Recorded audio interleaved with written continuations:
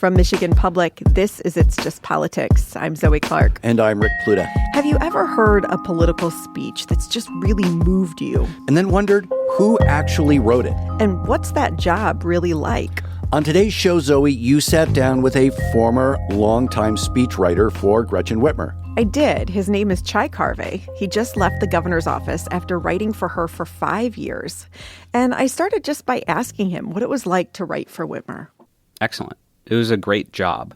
And everything is defined by the relationship that you have with the person. Speechwriters, we all know each other. We all hear what certain people are like to work for. And the governor was an excellent person to write for because she takes the writing seriously. She takes the delivery seriously. She wants to work with you. She wants to edit. She wants to get better. She wants to practice. There's plenty of other people, public officials or otherwise, business leaders, nonprofit folks, who treat it as an afterthought. But if you understand as an executive that you dedicating your time to telling the organizational story and your story and putting them together to try to get things done is one of the most important things you can do, it really makes a difference. And she's fun, that's also part of it. How do you capture a politician's actual voice without making them sound just super scripted? Yeah, a lot of it, you got to start from a position of humility. I mean, one of the things I said in my interview was, I'm going to be not great at this for about 6 months. And I hope you're okay with that.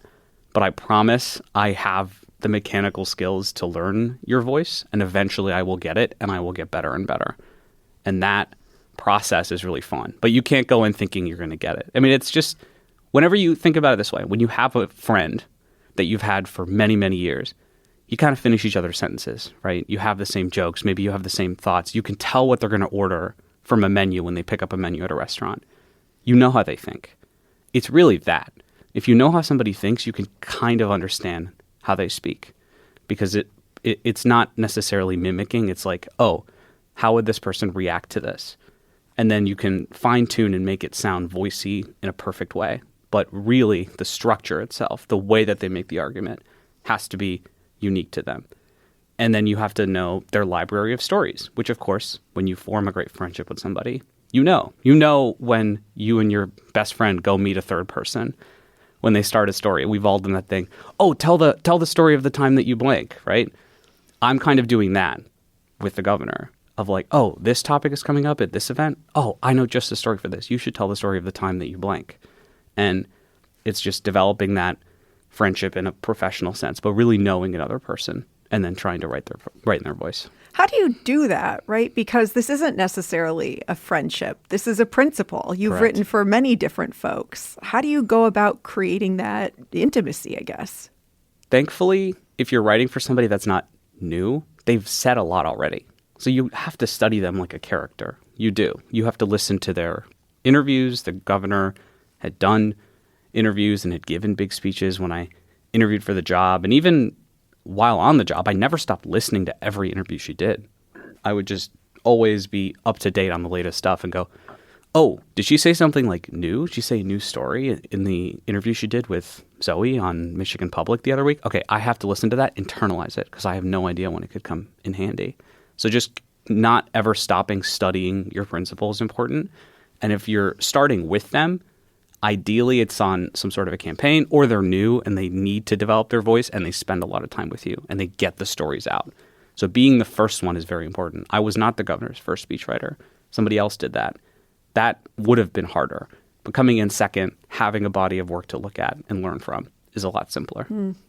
What would surprise someone the most about how a speech is actually written? It's a good question. If you have zero knowledge, probably all of it. I think if you have a sense, if you watch political news, if you watch political TV shows and you're like, I kind of think I know what happens, a lot of it is very uninteresting. The writing itself happens quickly. The part that takes the most time is the part before the draft is written and after the draft is written. I imagine similar to journalism, where you're doing a lot of meetings and conversations to get a bunch of facts in one place, and then you put the draft together. That part, easy, frankly. Afterwards, you got to sell it, basically, through the staff structure and then all the way up to her, and make sure that every line of it is defendable, and, distinct. And then also when you take a step back, that it is still sounds like a speech and is still one story and not a speech by committee, which is the worst kind of speech. So how many people will look at a speech before it even gets, let's say, to the governor? Let's do like the biggest speech of the year is the State of the State. I would say before it gets to the governor, she sometimes will look early on in the process at like an outline or a first draft just to get her takes on the page early. So then we can send it through the staff level and they know that she's looked at it. But there's plenty of mid-sized speeches where we want to make sure that the person with regional expertise looks, the policy person looks, another communications person looks, and then maybe somebody on the senior leadership team looks. So that's 4 or 5 for like a medium size. Big State of the State speech, I want to say 12 to 15 people will read it and be able to offer feedback. They offer varying degrees, of course, and they kind of each have things that they're looking for. Lawyers look for something different. Policy people look for something different. Stakeholder people look for something different. Political strategists look for something different. And the governor looks at all of it together, knowing, hopefully by the time it gets to her, that everybody's thoughts are on the page. And she gets a clean draft. That's always a big part of it, too, as a speechwriter. You never want to give the governor a draft that has a bunch of comments and red lines in it. She has to have a draft that's like, has no marks. And then when she asks, why is this in here? You as a speechwriter have to know, oh, this paragraph was the subject of a 7-comment battle in the Microsoft Word document. And I know why every single one of those choices was made and why the ultimate choice was made. Are there certain speeches that are harder to write than others? Yeah, definitely. I mean, anytime something sad happens, you have to immediately think, what are we going to say? And you have to ask the person you're writing for, what do you want to say? And then you have to come up, well, one, you have to respond to it as a human being. I think that's important. And then you think, okay, I have these feelings about it. You probably have these feelings about it. And now, because we're in a position of leadership and we have to speak to the people of Michigan as this authority figure, what are we going to do about it?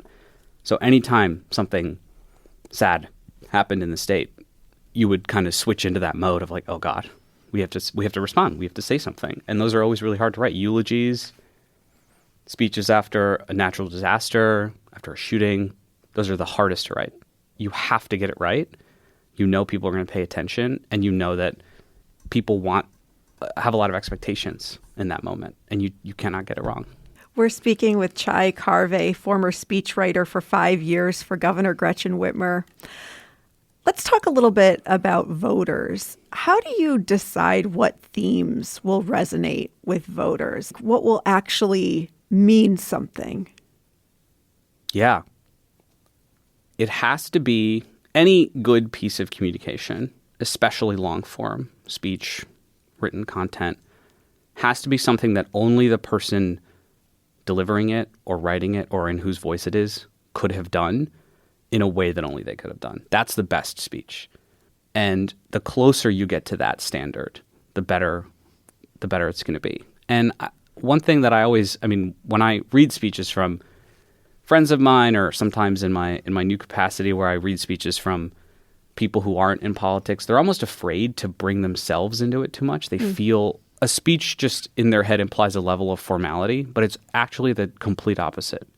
Every speech, no matter the stakes, no matter the stage, needs to feel conversational. You can use big words, you can use complex arguments, but it has to sound like a person talking to you one-on-one, even if it's in front of 1,000 people or 10,000 people. Those are the best speeches. And people say this about great orators, right? Oh, I felt like he was talking to just me. That's because they have written it in that way. And I think you pick a theme, and that's why it's great to have a person writing it, because you think, is this persuasive to me? Is this what I want to hear in this moment? And it's why when you know somebody really well, you can guess which parts of their personal life or their personal experiences they will want to bring into something. Because it feels a little, maybe invasive for some people to go, if I'm writing for somebody else and I found this great, very personal story they told 8 years ago in an interview, can I put this in? Will it feel weird that I'm putting in the time that they struggled with something into this new speech? But when you have the trust of the principal, they don't mind. They know you're going to pull from their background and their biography, and that's how you're going to make the best product. You talked a little bit about formality of speeches, and I'm just so curious that in this shortening attention span ecosystem that we live in this age of TikTok and Reels, do political speeches still matter? Can they still move people? Yeah, I do think they can. You're right that I heard this take somewhere, and I think it's right, but the new kind of atom, the new cell of the internet is short-form video, is a short-form video. But to continue this incredible biology metaphor, you still need a whole organism sometimes that is made up of a bunch of great cells to be a successful entity, I guess. So a great speech will have moments in it, not because you're writing TikTokable moments, but a great speech is made up of things that just naturally can be pulled apart and turned into clips or very compelling lines or things like that. And the attention thing is very interesting to me. I agree people's attention spans are reducing, but the other stat that I find also just as interesting is people also spend way more time on their phones. And I find YouTube to be like a really interesting barometer of like where people's attention spans are, because YouTube grows in popularity basically every single year, and it's the most popular streaming service, more than Netflix, more than Amazon Prime, blah blah blah, all of it. More people watch YouTube than anything else. I love YouTube, but YouTube videos have gotten longer and longer over the past 5 or 6 years. People do like hour-long video essays about the most obscure nonsense, and people will put them on and watch them in the background or whatever, and then they get spliced up into clips too. But people are consuming long, deep dive content. It's not that they're unwilling to engage with longer form stuff. It's just that you can find something that's so specific to your interests. Like you can watch an hour-long YouTube video about like the sticker they put on an apple and like why it exists. Before, there was a level of curation expected from creators, and now there's so many creators and it's so easy to create that anybody can make anything about anything and that's happening, and you can get it in any form you want, short form or extraordinarily long form.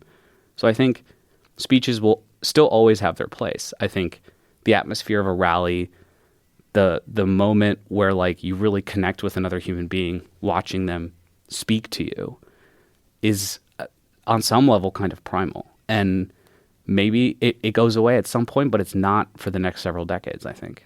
What was your favorite speech to write? There are many. I like commencements a lot.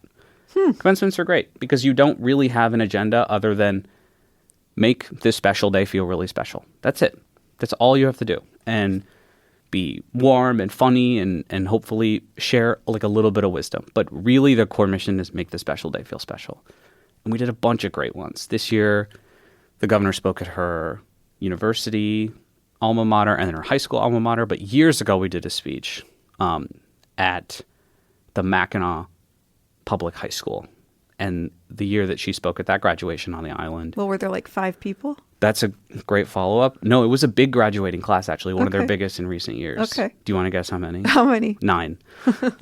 So there were 9 students, and when I do a commencement, I get on the phone with admin, and I say, I need to sit down with a teacher or 2 or 3, and at least a couple students, because I want to interview them, and I want to get the scuttlebutt, and I want to know who, like the big incidents that happen and the off-campus hijinks and all this stuff, because it just makes it richer. And it ultimately looks like, I don't know, 15% of the text. But if you put that in the beginning, you just instantly get so much credibility that then you can move on to your moral lesson and it feels very earned. And the moral lesson obviously should tie in very personally to your principal and to the moment and what kids at that age are experiencing at that time. But the Mackinac one was really cool because we just got to talk about all 9 students. That's what we decided to do, is a section on every kid.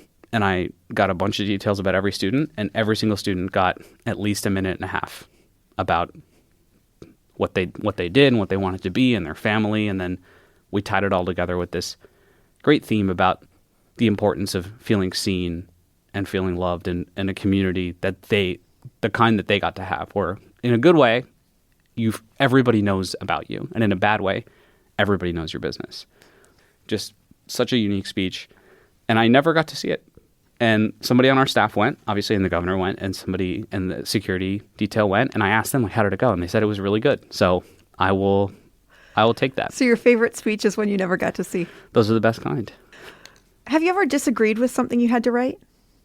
Yeah, I think so. Not diametrically, but sometimes there's strategic decisions about tone or the kind of argument you make about something. But just yeah, like how do we structure this? Like what are we making to make the positive case, or when we're talking about the negatives, like which negative do we put first? Like there's little situational disagreements like that all the time. The way to frame a certain statistic, whether or not to tell a certain story, all the time. And sometimes it's about jokes. Sometimes I'm like, this is really funny. And then somebody goes, no, we can't do that. And I go, okay, you're wrong. That's fine. We'll take it out. Has the governor ever overrid that decision then? About a joke? Yeah. Yeah. And we've overridden sometimes, like we'll be batting an idea back and forth. And, it feels weird to tell your boss, like, no, my joke is funnier than yours, but you have to sometimes. And sometimes often hers is funnier than yours. And then you just have to go like, well, I worked on this for so long, and you just beat it in like a review session. Finally, did this job change how you see politics or politicians? Yeah, it did. And I'm kind of a humanist, I guess you could say. I really do think most people are perfectly good. I also think most people are perfectly average, and I think that's perfectly okay. I think everybody, there's so many, every part of our culture and technology and society and blah, blah, blah, like it's all about, your algorithm is trying to tell you that you are you and nobody else sees the world like you. But like the more you travel, the more you meet different kinds of people, the more you engage with different parts of the state and write for different audiences, you see that everybody's kind of the same, especially within a state. Everybody wants the same things. And like, it sounds sometimes a little Pollyannish, but like it's true. And you got to see that a lot when you're writing for the governor. And you would go to small towns, small chambers of commerce, hyper-regional places that a Michigan governor had not been in decades. And you ask about what are your big issues? And it's the same issues as everywhere else, pretty much. And what are the kind of social problems that concern you? Oh, political division. It just nobody understands us. I'm like, well, everybody feels that way. And there's something universal in that. We wrote a line at some point where it's like we feel alone together. And there's that. I think about that a lot. And I think we all have a responsibility to just always remind ourselves that you're not that. She said this in her commencement recently. You're not special, but like nobody else is either. And I think that's an important thing to remember. That is Chai Karve. He is former speechwriter for Governor Gretchen Whitmer, now the head of Karve Comms. Thanks so much for the time. Thanks for having me. So fun. And that is It's Just Politics for today. I'm Zoe Clark. And I'm Rick Pluta. Let's talk again next week.